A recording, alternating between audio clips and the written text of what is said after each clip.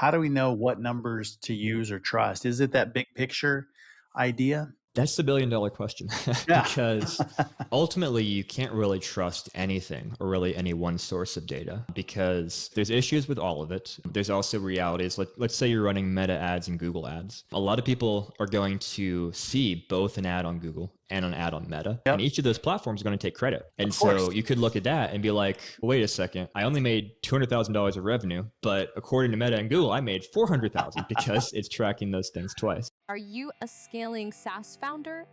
Ready to make the leap from leading a team to leading an organization?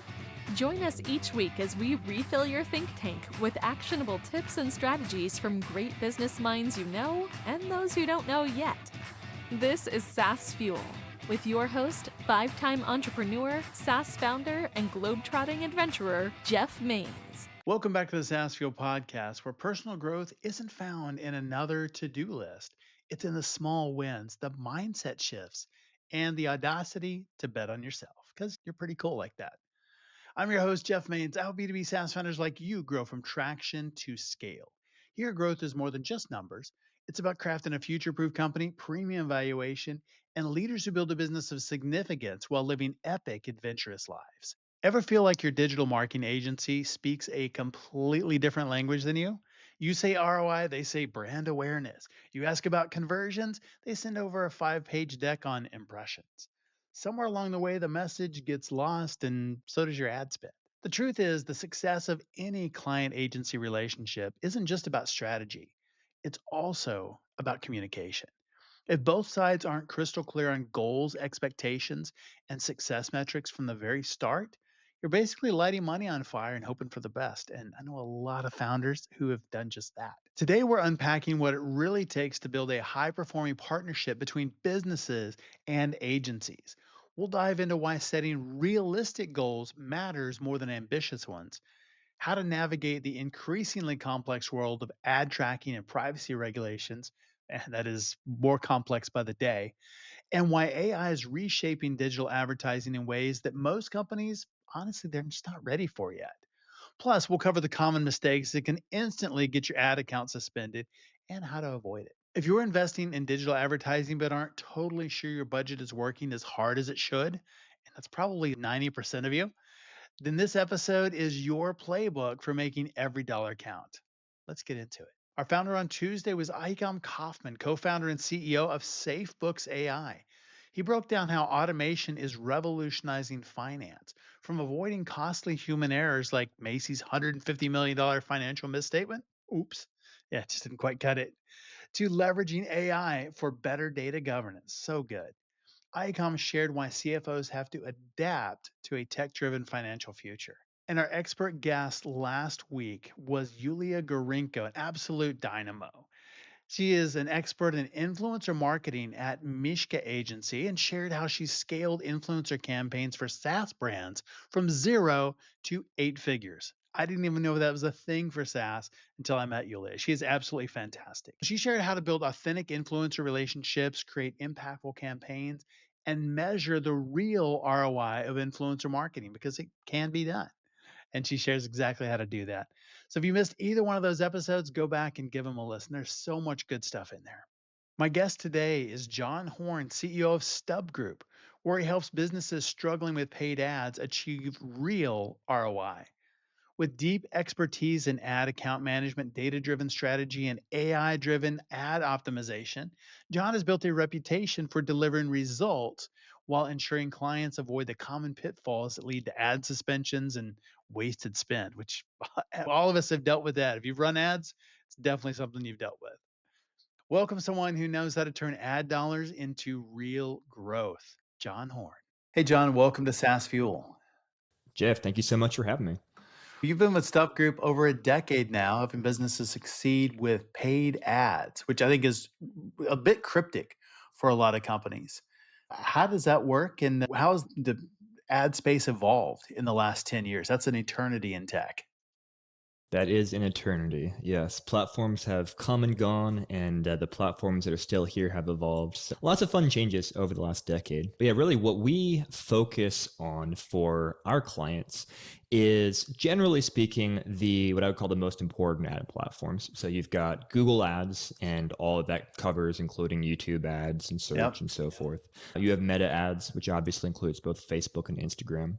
And those are certainly the two biggest players in the ad space. And there's other people like Microsoft Bing, and there's TikTok and things like that. And so we work across those channels to try and drive results for our clients. Nice. You definitely have a unique approach to client relationships. It's not the big agency feel. You're much more involved with your clients. Why is that critical for growth in the digital ad space? And how do SaaS companies take that model into their own business and strike the right balance between personalization and scalability? I think one of the biggest challenges that most companies face when they bring an agency in to help them really is on the communication side of things. There's this assumption that maybe the agency knows, just understands, inherently gets the company and what their goals are and what success is measured as, and et cetera. And the only way that those things actually get understood by the agency is through communication. And then vice versa, a lot of agencies are really bad at communicating with their clients and saying, here's what's going on, here's what we're seeing, good, bad, the ugly, et cetera. And so that's an area that we try to do really well in. We don't always succeed. We're always trying to do better. But communication is so important, whether things are going well or not. The client, in our case, our client, they need to know what's happening. And then we need to work together to figure out how can we improve things. And often the answer to that lies a little bit on the agency's side, a little bit on the client side as well, working together to figure out how to make things work. I think it's so true. And a lot of times it's easy just to push things over and say the agency, and I hear that all the time. The agency didn't get leads for me or didn't accomplish whatever our goal was. And it's a two-way street. You have to have both of those. And there's a lot of give and take, a lot of collaboration that happens in that process.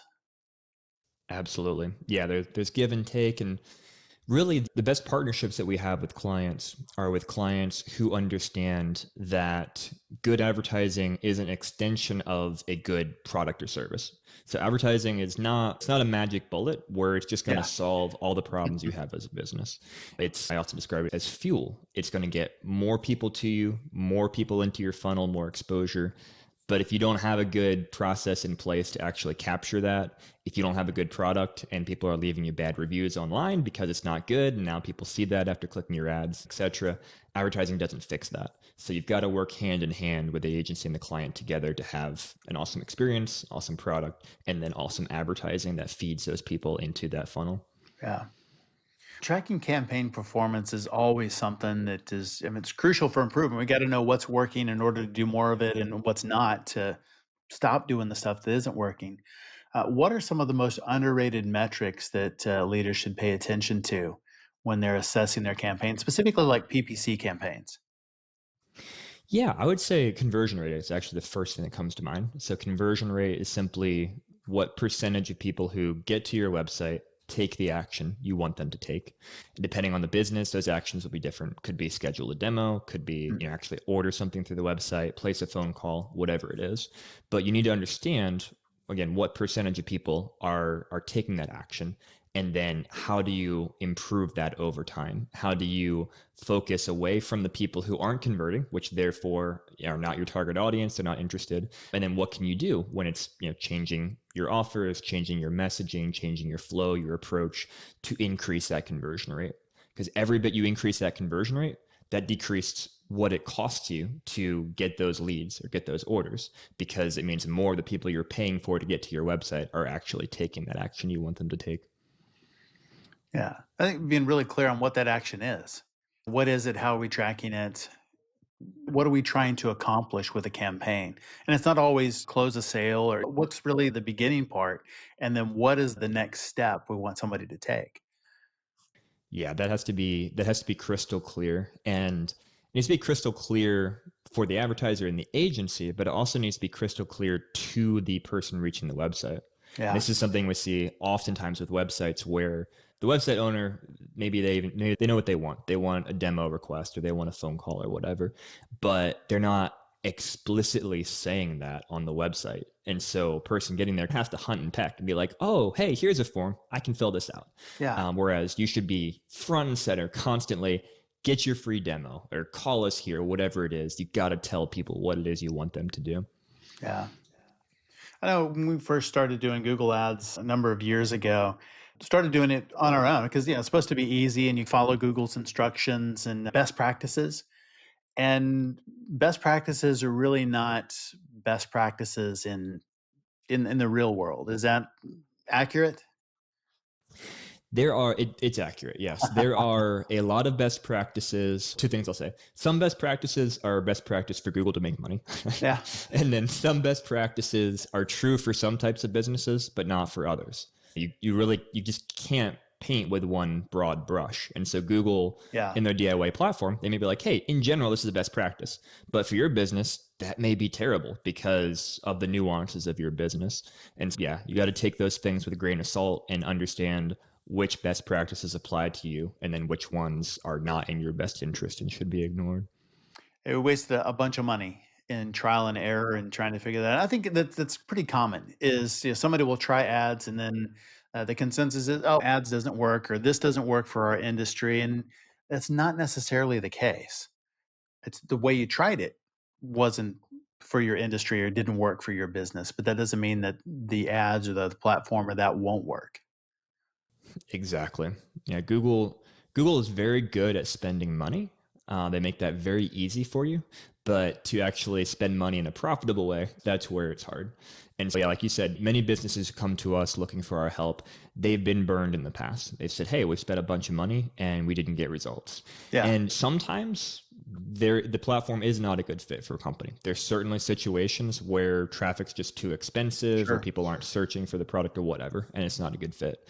But like you said, often it's not that there can't be a good fit. It's that the approach that they took previously wasn't the right approach and they weren't getting the right people or they weren't offering the right offer. And if we approach things differently, then there's a lot of potential to actually make it a profitable channel for them.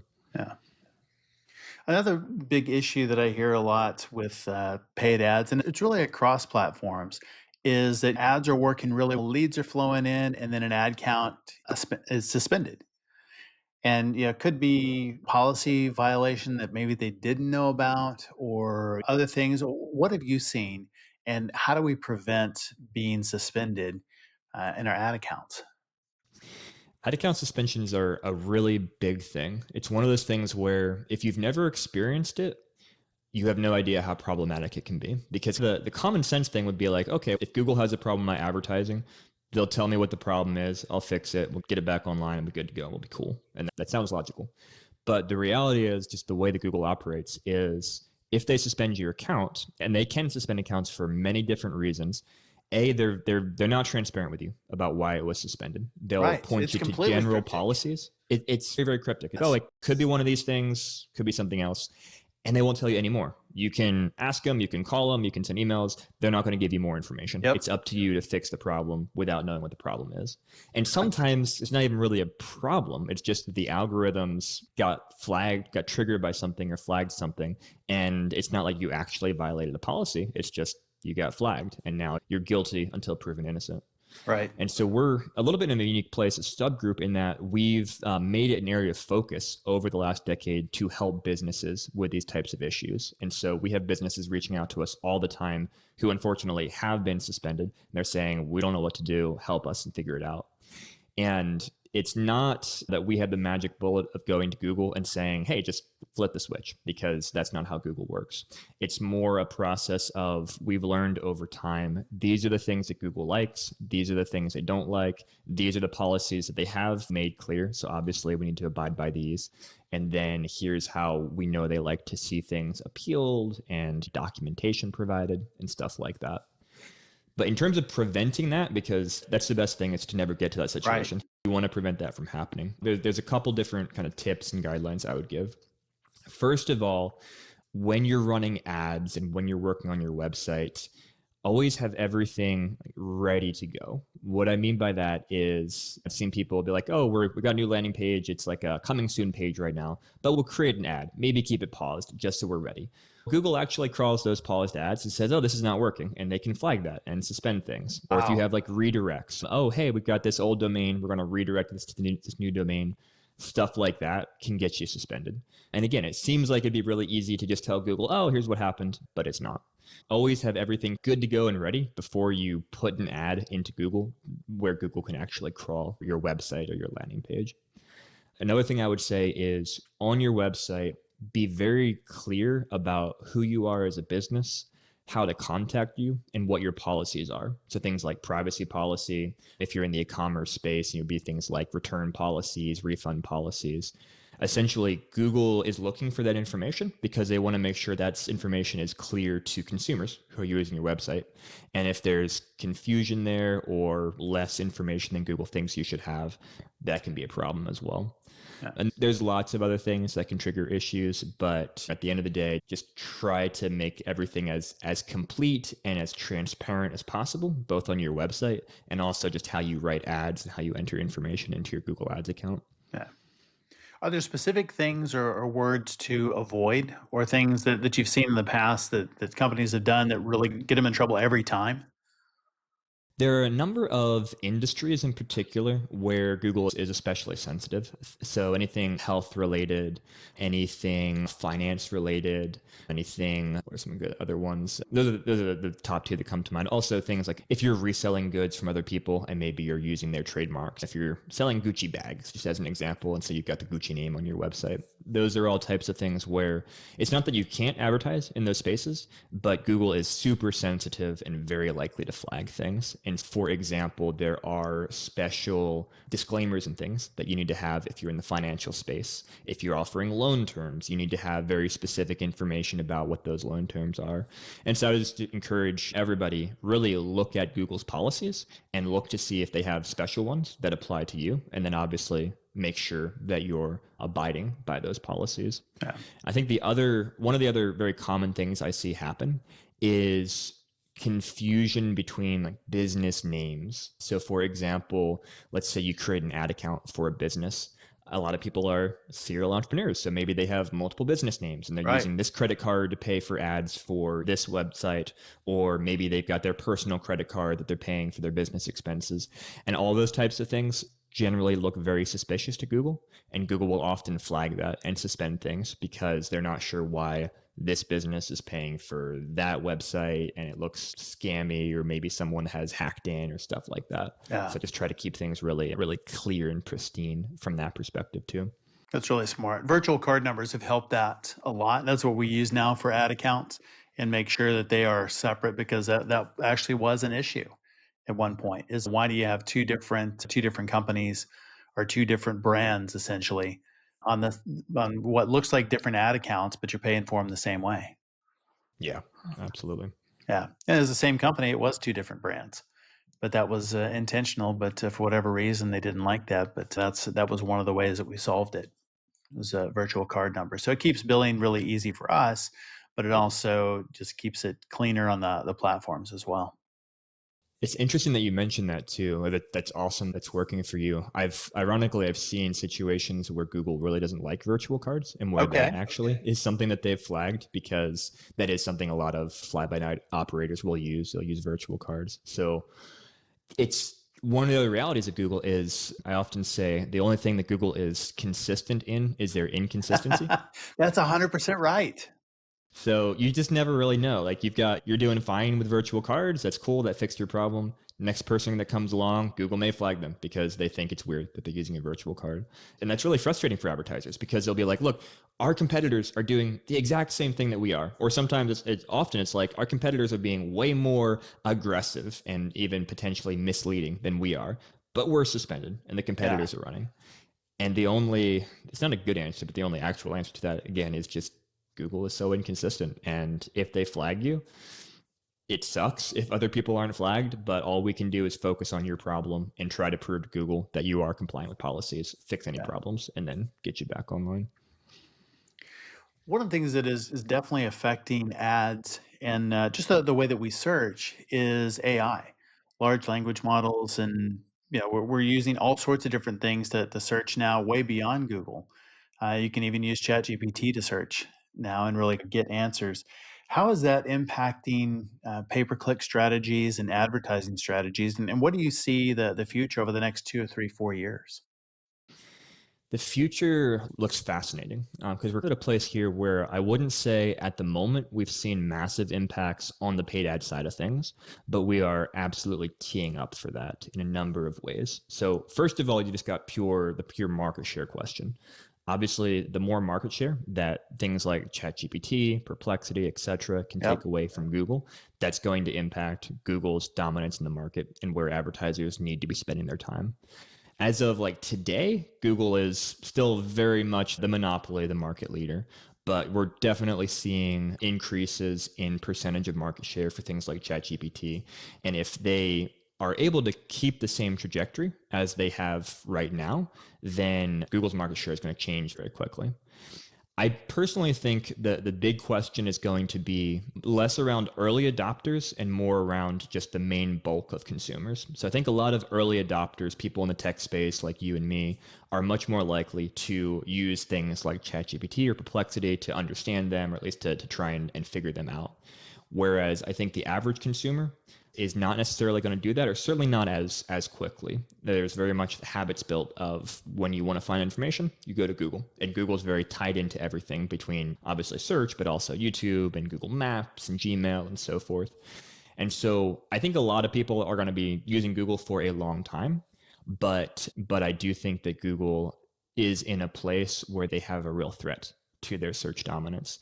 And so that's also impacting what the Google experience looks like, with things like Gemini being incorporated via AI overviews into the search engine results. So now when you go and search, the first thing that comes up often is Google trying to answer your question right away before you have to click anywhere.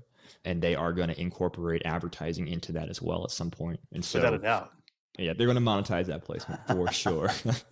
And so, yeah, there's a lot of unknowns right now, but I would say the one thing we do know is that there are going to be a lot of big changes coming down the pike, and that search as we know it, I think, is going to change over time because of how AI is being integrated into things. Yeah. How should SaaS leaders rethink their paid ad strategies and budgets to stay ahead of the curve? I would say right now, always you need to be thinking about where are people spending their time? How are they identifying the solutions that you can provide? So right now, Google is still a primary place where people go for information, but I would also be thinking through, okay, is there a way that we can make sure that when ChatGPT is searching for, hey, best SaaS providers in this area, that we're going to be able to come up? Now, how exactly that works, I can't say because I'm not an expert in that space. Looking and trying to identify whether it be Perplexity, ChatGPT, AI overviews themselves, how can we be the solution or one of the solutions that people are finding when they leverage those tools? And then certainly planning for the future and recognizing that as SaaS advertisers, we need to follow where people, again, are spending that time and attention, and seeing where those channels are and how that changes over time. Yeah. Ads are all about ROI, and building high ROI campaigns, that's your specialty. What are 3 non-negotiable elements that every Google Ads campaign has to have in order to achieve strong results? First, I would say is targeting the right people. And on the Google Ads side of things, if we're talking about search campaigns, which is what most people think of when they talk about Google Ads, the primary thing you have control over is keywords, is the words that people are typing in. But then there's also things you can layer onto that, audience information, stuff you can feed into Google's system about conversions and what's converting. And so really, in order to have a high ROI campaign, you have to be showing up in front of the right people. The second thing is the right destination experience. And what I mean by that is the landing page that you're sending people to. A lot of people spend a ton of time thinking about the ad that they show to people and forget that's just a tip of the iceberg. That gets them interested enough to click through. But now once they're on your website, that's where they're going to really make the decision about whether or not they take the action you want them to take. And so you need to have a very concise, informative experience where you're giving credibility, where you're again saying exactly what it is that you want people to do on that page, and where everything about that page and experience is funneling them towards the action you want them to take. And then again, going back to that kind of conversion rate that we talked about, a good landing page can have a massive impact on conversion rate. Yeah. The third thing I'll say, I could say a different thing. I could say the actual ad itself, the ad copy, that kind of thing, which is true. But I'm actually going to say the offer, which you could think of as being the landing page. But when I say offer, what is it that we're actually offering to the person?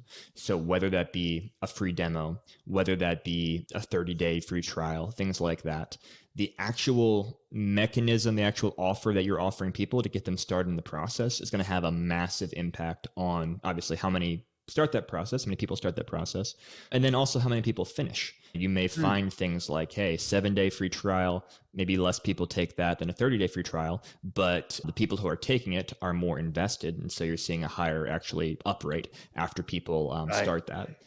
Lots and lots of different things like that that can be tested and played around with. But at the end of the day, advertising, again, is just a conduit to get people to the place you want them to get to with the offer you want them to see. And so the better you can make that offer, the better you can communicate that offer, the more likely it is that people are going to take you up on it. Well, for SaaS businesses that are in, say, niche industries, they're really focused, they've got it dialed in. Are there some unique strategies or approaches that you've seen drive really good outcomes? Yeah, niches are always interesting because they have unique challenges and then also unique opportunities. So when we're working with a client in a niche industry, there's a couple approaches we take. So first of all, we try and figure out, are people actually searching for the solution that they provide? Is it so niche that just nobody's searching, or there's only 100 people in the world that are searching for it? Or is there definite search volume? And then we also try to be creative. Let's just say let's get really niche. Let's say you're an email marketing software for lawyers who make $100 million a year. I'm just trying to pick a random example. There's only going to be so many of those. And you're going to have a hard time going after searches, keywords like email marketing software, because 99.5% of the people searching for that are not in your target audience. But what you could do is you could say, okay, what is something else that person is searching for? And this kind of strategy sometimes works, sometimes doesn't. But a good example, actually, not in the SaaS space, but in a different space, is we had a client who they offered walk-in tubs actually to veterans for free as part of I think there were some government programs and whatnot that helped out with that. But what we saw success with for them was not so much targeting people looking for walk-in tubs.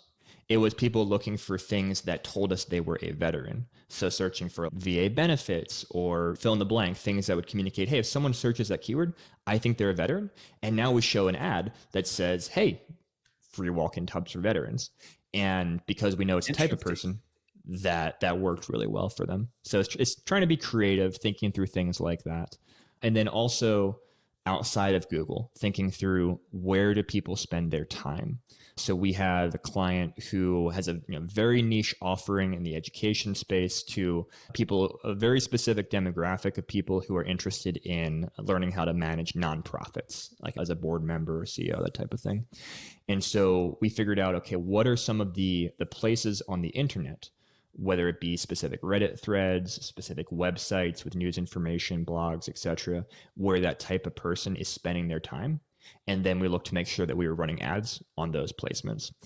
Just like back in the day, you might have a fitness magazine and you might put ads for fitness in a fitness magazine. You might have a newspaper that was all focused on aviation. You put ads for aviation there, obviously. It's translating that to the digital space. Ready to dominate your market and skyrocket your revenue? Dive into Small Fish, Big Pond, delivering a world-class business that swims circles around competitors. This book is packed with powerful marketing and leadership insights guaranteed to transform your business and operate world-class. Small Fish, Big Pond delivers proven strategies to sharpen your marketing message, deliver unmatched value to your clients, and guide your prospects' buying journey to one inevitable conclusion: that your company is the only solution for them. Inside, you'll find step-by-step frameworks and time-tested growth principles to attract your ideal clients, convert them, and then turn them into your passionate brand ambassadors. Grab your copy today in print, ebook, or audio at smallfishbigpond.com or on Amazon. Plus, remember, every book sale supports charity. All profits go there. Always have, always will. So dive in and make a difference. That's really smart. And looking for those things that are adjacent. What are the interest, or what are the searches, or what are the things that they need before they need our solution? Or what things might they be thinking about that are going to identify them as a great prospect for a solution that's not necessarily an immediate link? Just like what do veterans in hot tubs or walk-in tubs have to do with each other? You know? But if you can make that connection, I think that's really powerful in being able to shift traffic. And so you're identifying your ideal prospect for that campaign and be able to put an ad in front of them that really resonates. Yeah. Wasting ad spend is always a hot topic, and it's easy to look at ad spend as a cost center. And how can we shift that mindset and be thinking about it more as a growth engine and really embrace ads as that key piece of the growth engine? Yeah, it's like you said, it's often one of the first places that businesses will cut. Okay, we need to cut, we're going to cut our advertising, which often is shooting themselves in the foot because now they're reducing the likelihood of incoming sales, and sales cures all. As I say, you always have to have sales coming in to run a successful business. So that self-foot shooting happens a lot. But it's tempting because you have all this money going out, and you know that an aspect of it, at least some of it certainly, is going to be quote unquote wasted. It's going to traffic that's not resulting in sales. And so there's a couple things. A, we want to find as much of that waste as possible and truly cut it out, because there is almost always waste in advertising. And it's not necessarily because the person managing the advertising is doing a bad job, but sometimes you just have to collect enough data to see, okay, is this category of searches or is this type of thing going to work or not? But you need to have processes in place to be regularly analyzing that and saying, okay, you know what? We've collected enough data here going after these types of searches. It's not converting at a profitable enough level. Let's go ahead and stop spending there. Let's reallocate those funds to places that are working better, or save the money entirely if we need to do that. So I think that's important, and that's an ongoing efficiency goal that everyone should be striving towards, is finding that waste and cutting it. I think another thing that's important is for businesses to understand as well as they can what the results are from that advertising. So a lot of businesses don't really have good tracking in place. They know they're spending X amount on ads, but they don't really know what impact that's having on their business. And so when they're looking for those cost centers to cut, we don't really know what's going to happen to our business, but we don't know for sure it's a bad thing. So let's cut here. And so that's where, as much as possible, you should be tracking your ads. Now, it's not a perfect world. There are gaps in tracking, and those have gotten bigger, I would say, over time, as there's been more privacy-oriented things going on, more people using ad blockers that can also prevent tracking code from firing, stuff like that. But there's still a lot you can track. So you can track to a pretty decent extent when someone's filling out a form on your website, when someone is placing a phone call, when they're ordering something for your website. Where did they come from? How did they find you? Which ads did they click? Which channels did they come from? And then, so in terms of that kind of direct tracking, you got to try and make it as accurate as possible. And then separately from that, you need to be looking at the big picture, looking at things like media efficiency ratio. Hey, we're making X amount of revenue. We're allocating X amount of marketing. As our marketing investment changes over time, what is that doing to our revenue and to our efficiency? So for example, if we, cut our ad spend in half, and we don't really see much of our change to our revenue, okay, that's a pretty good indication that the ad spend we were spending wasn't being particularly effective, and we're saving that money.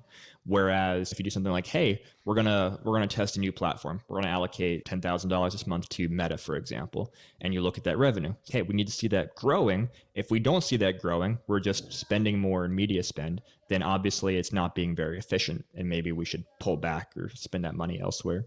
Right. And so at the end of the day, you got to try and track as much as possible, both direct attribution and then just big picture. How is revenue and efficiency changing over time? I think that's really interesting thinking about cutting. And hey, our revenue didn't change, but one of the things to look at is sales cycle. If you have a 6-month sales cycle and you cut advertising today, and you're like, hey, nothing changed. This was a good thing. And you go through a quarter and you're like, this is great. We don't have to spend that anymore. And then another quarter rolls by and sales goes off a cliff. And you're like, what happened? Exactly. Yeah. And it makes it so challenging to predict and then to know how to react as well. Okay, now we're in this problem. What do we do? And if it's a problem where it's like, hey, we can go back to spending more money in advertising, it's still going to take some time for that engine to there's restart. Definitely a lag. Yes. And so you can have some really problematic times and cash flow days and stuff if you haven't really planned that out properly.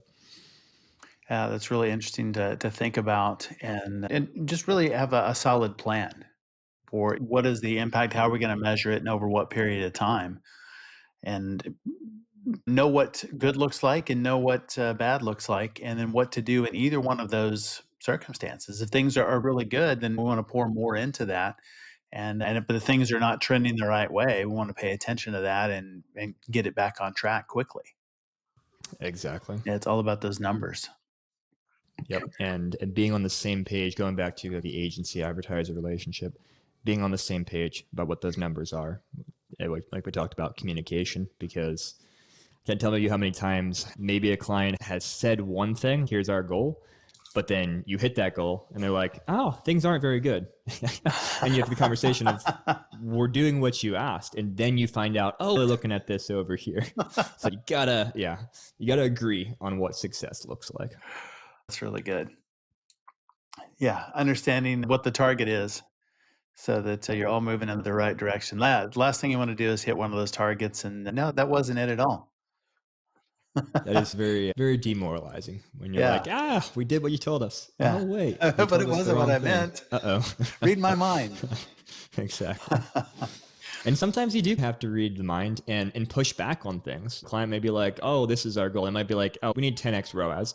And you might push back and say, why? How do we come to that number? And let's talk through the ramifications of, we're going to have to be incredibly conservative in our advertising, which means volume is going to be low to achieve this. Whereas, hey, maybe if we targeted a 5x ROAS, yes, each order is less profitable, but we can get you more than double the number of orders because we can be more aggressive in our advertising, and therefore you make more profit. And so a good agency is going to have that conversation, not just take marching orders, but have respectful pushback and really try and help clients think through their numbers and come up with realistic expectations for the advertising. ROAS is a great example. Do you see that declining as there are more advertisers in the market, or is that something it's not really as saturated as maybe we think? And there's still ways to get really good high ROAS on campaigns, specifically B2B. Yeah. We're definitely in a very mature market, I would say, if we're talking about Google ads, meta ads, things like that. Sure. There are so many advertisers. The platforms have become very good at extracting as much money as they can from those advertisers.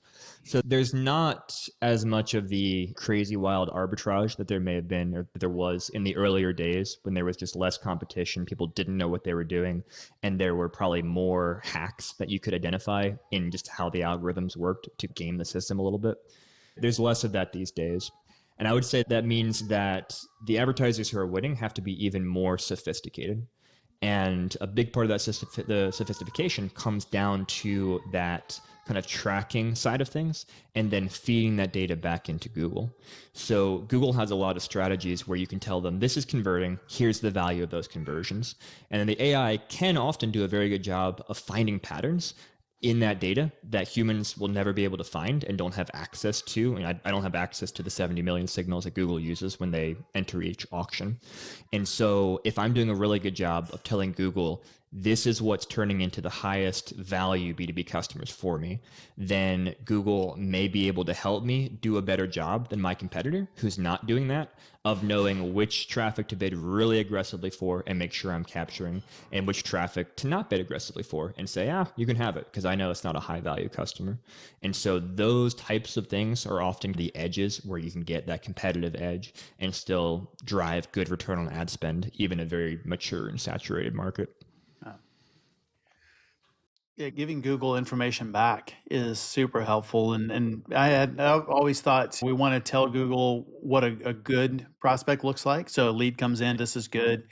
But recently, I was also told you need to tell them what a bad one looks like. So you have two of them, and they may look very much the same. One of them goes one direction, maybe because of size or interest, or they're a really good fit, and another one is not. But actually feeding that back of this is the kind of traffic I don't want more of is just as important as telling it the kind of traffic you do want more of. And I'd always just looked at it as a one-way thing of, give us more of this, but not feeding back, this is what we don't want. Yes, and there's a lot you can do with assigning values to leads, even if it's not the actual dollar amounts that you are making from those leads. Sometimes you can, sometimes you can't. But if you're able to identify, okay, this lead is worth twice as much as this lead. Yeah. And you can create kind of a system in Google where you assign values and say, okay, this really good lead, we're assigning a value of 100. This not so good lead, it has a value of 50.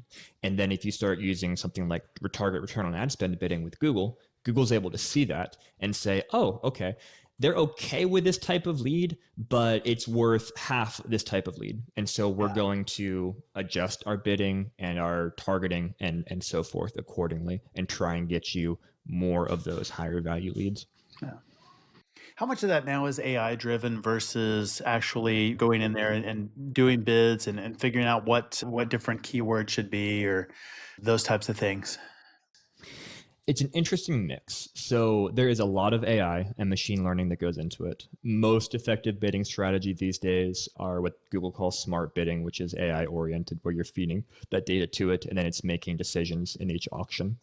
But there are still a lot of things that do require that manual input and overview. Not again so much as, okay, every single auction, I'm going to say what the max cost is that I would bid for that auction.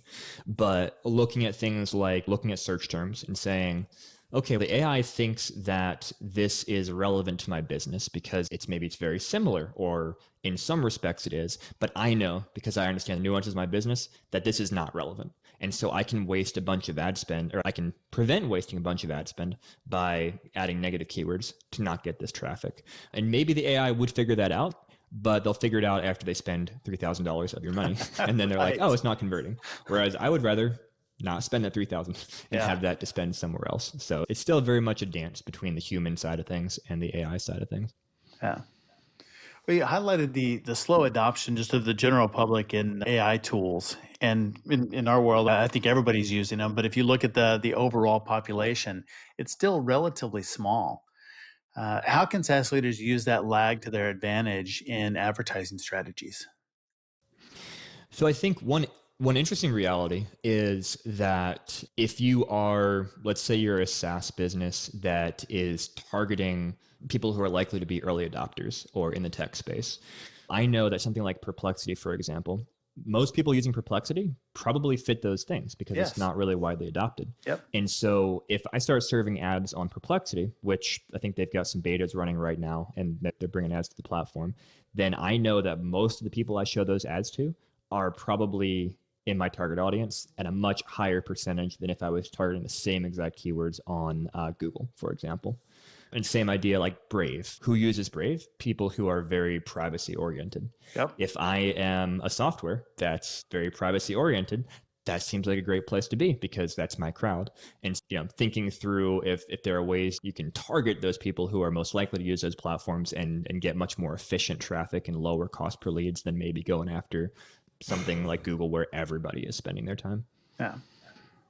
How is privacy and security, and there's been a big push, across browsers and iOS updates. How has that affected ads and performance? It's made advertising a lot more difficult.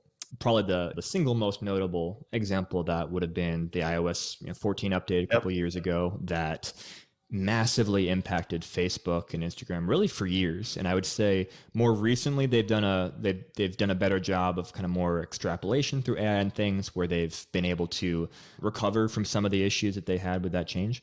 But yeah, it really hurt. It hurt Meta dramatically. And on the Meta side and the Google side, everywhere, tracking is becoming more difficult because you've got browsers like Safari, for example, blocks lots of trackers, makes it harder to track.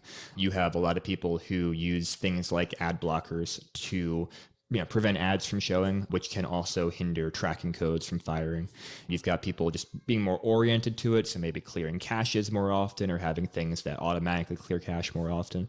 So yeah, just a lot of different points that are converging to make it more difficult to directly track and say this lead came from this place, which is why while you still should track as much of that as possible, you also have to be paying so much attention to the big picture and to those things like media efficiency ratio and seeing just because maybe the ROAS in Google Ads doesn't look good doesn't mean that might not actually be working, and trying to look for that in the bigger picture data is important.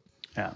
So if we can't trust those numbers or we think that they're different, and I think you can look at multiple ad platforms and you can use third-party tools and the numbers can be vastly different. How do we know what numbers to use or trust? Is it that big picture idea? That's the $1 billion question Yeah. because you can't ultimately you can't really trust anything or really any one source of data because there's issues with all of it. There's also realities. Let's say you're running Meta ads and Google ads. A lot of people are going to see both an ad on Google and an ad on Meta, and Yep. each of those platforms are going to take credit. And Of course. so you could look at that and be like, well, wait a second. I only made $200,000 of revenue, but according to Meta and Google, I made 400,000 because it's tracking those things twice. So you can't just look at that. You can't, I think, just look at your big picture numbers because that makes it hard to make those tactical decisions. That doesn't tell you which of your ads is performing best or which of your campaigns is performing best. It tells you over time how your efficiency is changing, but you still have to make some tactical and practical decisions in the platforms. Yep. And there's plenty of companies that try and solve this attribution question and have their own proprietary softwares that they built trying to say, hey, here's the different impacts that these different ad clicks, these different platforms are having. And I think there's some value in that, but I also have a lot of skepticism about a lot of what I've seen there because I think they make a lot of assumptions that they have to make because there's only so much you can track. But then the advertisers, because they see those numbers in black and white, they take them for truth. And Yeah. they say, oh, okay, this is exactly how much impact Meta is having versus Google is having. And there's just a lot of assumptions baked into that. And so at the end of the day, I think you need to be looking at as much as possible. You need to look at in-app data. You need to look at your big picture. You need to look at Google Analytics and try to directionally understand where things are. And also just realize it's not a perfect tracking world at this point. Yeah. As AI technology continues to change and search intent, thing from consumers, it becomes much more intent-based search, I think, and that drives consumer behavior, which drives search intent, which drives consumer behavior. What advice would you give SaaS companies to make sure that they remain discoverable, competitive, and then aligned with those evolving user habits?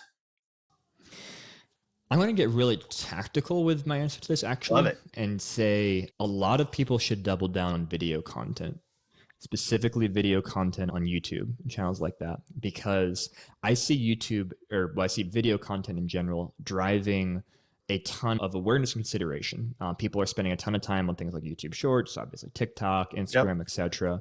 And video content is really prioritized by the platforms and by search. If you go search on Google, some of the top results that come up are going to be YouTube videos. Yep. If you That's go to right. YouTube and search for something, Google loves saying YouTube's the second biggest search engine in the world. And so video content is a fantastic way for brands to really, I would say, stand out. And hey, let's say you're a really small SaaS brand and you're going after a big behemoth. If you're creating really good content that is unique and helpful and people are seeing that, that is what they've got in their mind as being helpful. And that can go a tremendous way towards building credibility that you're never going to have as much credibility as the many $1 billion brand that they've spent building over time. But if you have this personal relationship with someone through your content, you can still win their business. So this is something that as a company, StubGroup, we actually put out a lot of content ourselves, video content just about the Google ad space and other areas. And we've seen that be very effective at creating awareness of our brand and at just showing people, you know what you're talking about. And then when they see that, even if you tell them how to do something, often they'll still hire you to do it because they don't want to spend the time doing that thing. Yeah. Where can people learn more about you and about StubGroup online? Yeah, best place to learn about StubGroup via our website, stubgroup.com. We've got some free content if you go to stubgroup.com/free. And then also, like I mentioned, our YouTube channel, search StubGroup on there. Lots and lots of free content. Outstanding. We'll make sure to link that in the show notes and also on YouTube. We'll put a link there on our channel to yours. Awesome. I appreciate it. Outstanding. John, great conversation. Super helpful today. Thanks for being on SaaS Fuel. Jeff, thank you so much for having me. Thanks again, John, for coming on the show and sharing your insights and resources. You can learn more about John and StubGroup at stubgroup.com. As always, all links, highlights, resources, and full show notes are available at saasfuel.com. And be sure to check out our YouTube channel as well. We have full video episodes so you can see what's going on over here and behind the scenes, along with trainings, shorts, outtakes, lots more over there for you. That's at Champion Leadership on YouTube. Thought leaders share. I bet you're one. Share this episode with anyone who posts 47 Instagram stories a day, including what they had for breakfast, their gym selfie, their blurry sunset photo with vibes. Well, everyone who shares this week gets a post cooldown timer. You can give that to them. It's a smart device that gently zaps your fingers if you try and upload more than 10 stories in an hour. What if your SaaS business could scale globally with a seamless payments infrastructure? Join us next week on our founder episode. We'll be joined by Lucas Lovell, VP of Product at Paddle. He reveals how digital software companies can optimize payments, navigate global sales complexities, and they are many, guarantee you that, and also increase conversion rates through localized strategies. It is an absolute ninja move, and he's going to go right into it and explain how they're doing that. It's such cool stuff. And then next Tuesday on our expert series, we'll sit down with Marcus Hamaker, a seasoned entrepreneur and business strategist, to explore how a small business can structure for sustained growth, eliminate stress, and focus on what truly matters. As the founder of the Pursuit of Value podcast, Marcus is on a mission to help 1 million businesses each month thrive and make a meaningful business impact. I will see you next time, and as always, enjoy the journey. Thanks for listening to SaaS Fuel. Full show notes for each episode, which includes a summary, key takeaways, quotes, and any resources mentioned, are available at saasfuel.com. Be sure to follow and subscribe wherever you listen to podcasts. And if you're enjoying the content and getting value from these episodes, please leave us a rating and review at ratethispodcast.com/SaaSFuel. We'll be sure to read these out on future episodes. Let's go!